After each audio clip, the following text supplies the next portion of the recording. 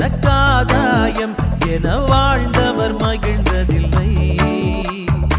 ஆன்மாவே எனக்காதாயம் என வாழ்ந்தால் கவலை இல்லை.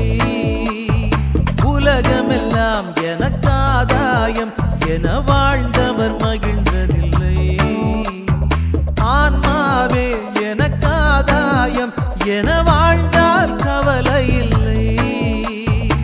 அழியும் செல்வம் சேர்ப்பதா அழிய ஆன்மாவை காப்பதா? அழியும் செல்வம் சேர்ப்பதா அழிய ஆன்மாவை காப்பதா? இந்த கேள்விக்கு பதிலாய் வாழ்ந்தவர் யார்? அவரே புனித சவேரியார்.